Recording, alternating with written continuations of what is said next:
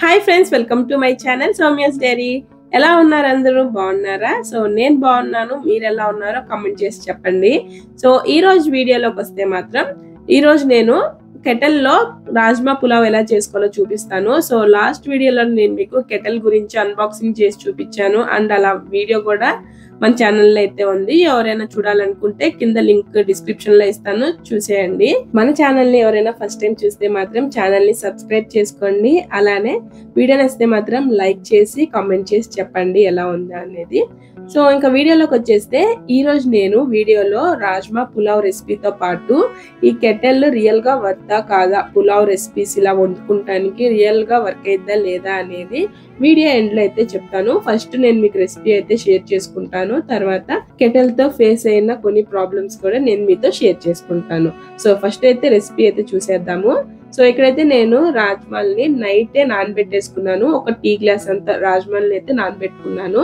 ఇప్పుడు ఈ రాజ్మాల్ని మనము కుక్కర్ లో అయితే 5 విజిల్స్ వచ్చేంత వరకు అయితే మనం ఉడికించుకోవాలన్నమాట. కొంచెం ఉప్పు వేసుకుని ఉడికేసుకోవాలి.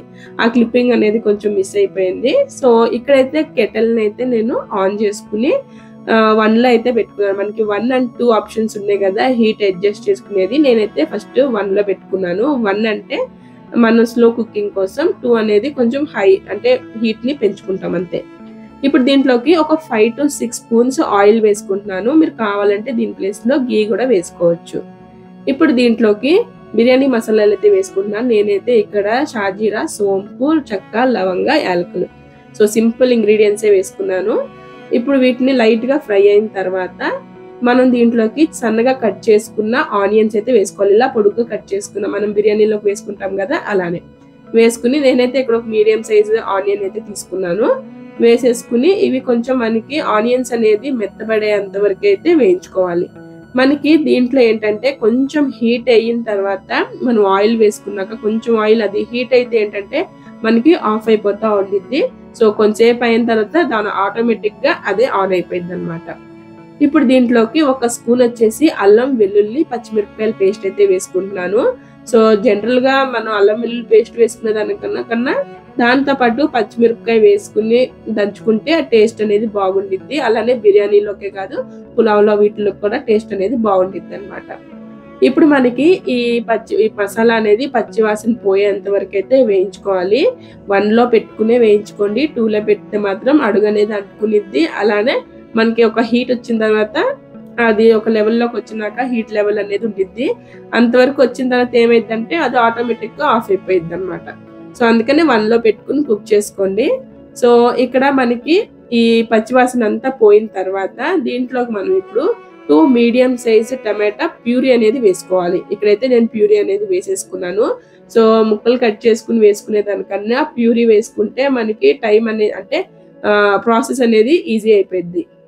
అది కెటల్లో. కుక్కర్లో అయితే మామూలుగా ముక్కలు కట్ చేసుకుని వేసుకోవచ్చు. కెటల్లో అయితే ఇలా ప్యూరీ చేసుకుని వేసుకోండి. ఇప్పుడు మనం బాయిల్ చేసుకున్న ఈ రాజ్మా ఉన్నాయి కదా ఇవి చాలా మనకి కొంచెం మెత్తగా అయ్యేంత వరకు ఉడికించుకోవాలి. లేదంటే మనకి తినేటప్పుడు అసలు టేస్ట్ అనేది బాగోదన్నమాట. సో మంచిగా పర్ఫెక్ట్ గా కుక్ చేసుకోవాలి రాజ్మాలు అనేవి. ఇప్పుడు ఇవి వేసుకున్నాక ఒకసారి చక్కగా మిక్స్ చేసుకుందాము. స్టార్టింగ్ లో మనకి కెటల్ అనేది ఆన్ అవుతా ఉండిద్ది అనమాట. సో దీంట్లో మెయిన్ ప్రాబ్లం వచ్చేసి అదే. ఒక హీట్ కి వచ్చిన తర్వాత హీట్ లెవెల్లోకి వచ్చిన తర్వాత మనకి ఆఫ్ అయిపోతా ఉండిద్ది. ఇప్పుడు దీంట్లోకి నేను ఒక 1.5 స్పూన్ వచ్చేసి సాల్ట్, అలానే ఒక 1/2 స్పూన్ పసుపు, ఒక 1/2 స్పూన్ కారం వేసుకుంటున్నాను. మీరు కావాలంటే మీకు కారాన్ని బట్టి వేసుకోండి. కారం కన్నా పచ్చిమిరపకాయలు వేసుకుంటేనే బెస్ట్, టేస్ట్ బాగుండిద్ది కారం కన్నా. నేనైతే ఇక్కడ పిల్లలు కూడా తింటారు కాబట్టి నేను కొంచెం ఒక 1/2 స్పూన్ వేసుకున్నాను. అలానే ఒక పచ్చిమిరపకాయ అయితే వేసుకున్నాను పేస్ట్ లో. సో ఇవి వేసుకుని ఒకసారి మిక్స్ చేసుకున్నాక పైన మూత పెట్టేయండి. ఇప్పుడు దీంట్లోకి సన్నగా కట్ చేసుకున్న కొత్తిమీర, పుదీనా ఒక గుప్పుడు వేసుకోండి. 2 వేసుకుని మిక్స్ చేసుకోవాలి. దీనివల్ల ఫ్లేవర్ అనేది బాగుండిద్ది అనమాట. పుదీనా కొత్తిమీర ఫ్లేవర్ అనేది చాలా బాగుండిద్ది పులావ్లోకి కానీ బిర్యానీలోకి కానీ. ఇలా మిక్స్ చేసుకున్న తర్వాత ఇప్పుడు దీంట్లోకి మనము ఒక 1/2 స్పూన్ వచ్చేసి గరం మసాలా వేసుకోవాలి.